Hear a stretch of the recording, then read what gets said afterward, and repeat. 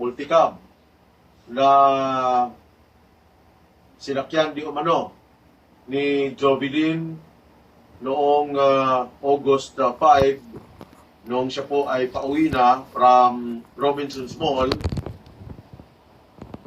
pauwi ng kanilang tahanan. No?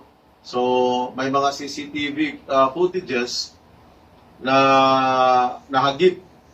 Yan po sinakyang multicab, no? Kulay puti, mga kababayan, at dito ngayon ang driver, no? Hindi na lang muna natin papangalanan yung driver. Sabi nilang multicab, no, na nakuna, nahagip ng CCTV camera, sa'yo yun. Opo.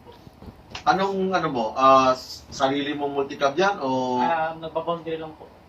nagbaboundary ka lang? Okay. Noong August 5, 6:56 ng gabi, may napansin ka ba na babae?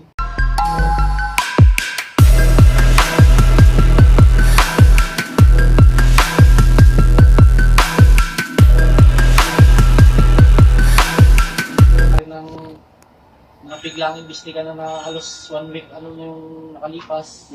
Wala na talaga siya kasi hirap. Hindi mo na naalala, hindi mo na maalala. Pero nung galing ka sa Robinson's Mall, ilan yung pasahero mo? Yun na nga sir, yung talaga sa madaling salita, nung yung mga araw na yun, talagang wala na ako matandaan yung last trip ko na yun. Na kung ilan ang binaba ko, kung ilan pa ang pasahero ko, babae o lalaki pa yung ano ko. Wala na po kasi parang nakapokus na ako sa pagdadrive nun.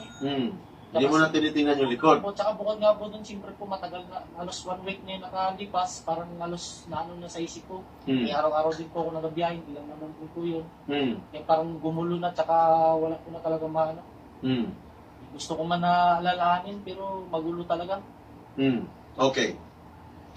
Sa harap ng opisina nila, sa Barangay Tagburos, alas 7:07 ng gabi, tapos nakabalik ka kaagad ng 7:14 ng gabi. Opo, yun na po yung talagang 100% ko na nasa Tagburos apply lang po ulit ko. Bili ng UC, napag-UC, tapos mga 1 week po. Hindi mo ba maalala kasi 7:07 nakita pa si Jovelyn na sakay mo, no? So ibig sabihin doon banda sa GS Max, nandun pa si Jovelyn nakasakay sa'yo. Meron ka bang naalala mo? Meron ka bang ibinaba doon na pasahero? Yun ang hindi ko nga po talaga sir matandaan sir.